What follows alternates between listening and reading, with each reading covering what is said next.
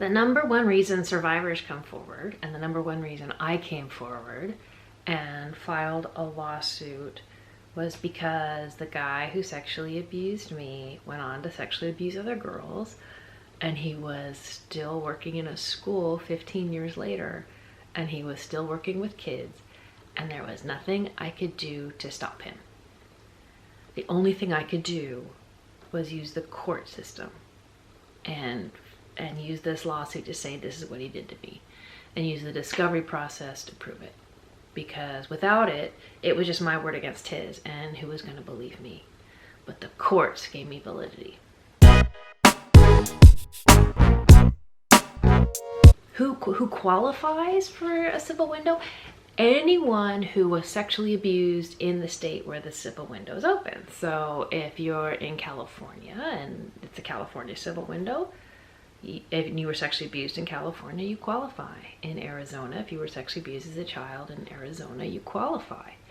And it doesn't matter who the abuser was or when the abuser abused you.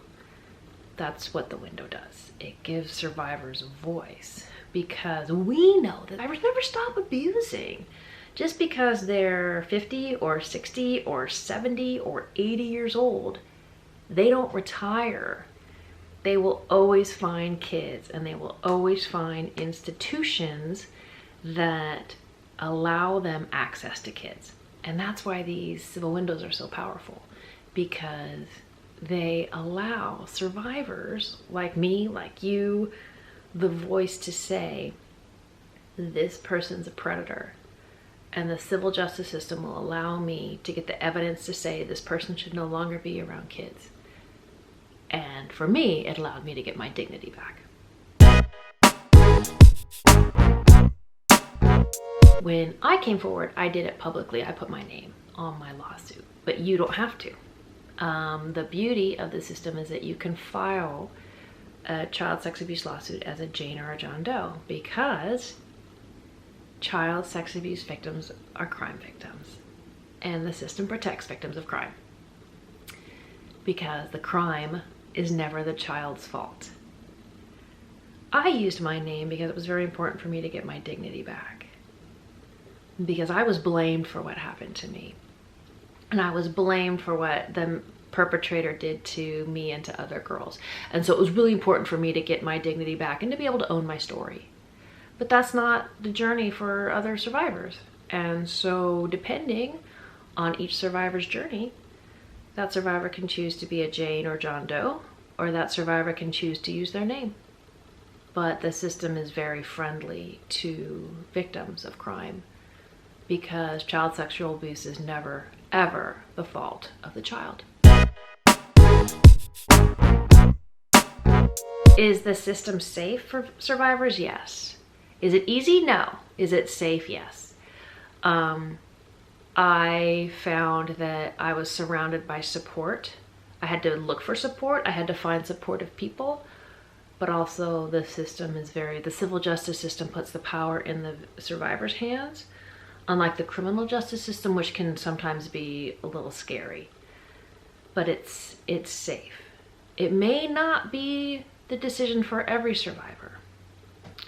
But what's important is that the civil justice system allows survivors to do one very important thing, and that is peel away the layers of the cover-up.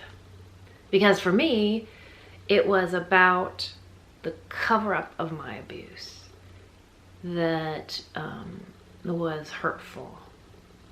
It was the cover-up of what happened to me that caused so much pain.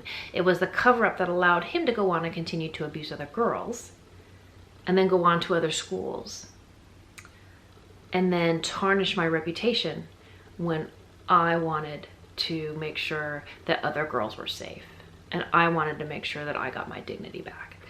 And so the civil justice system is very, very accommodating, and making sure that we peel away that layers of the onion and punish the institutions that foster child sexual abuse. And that's why these civil windows are important.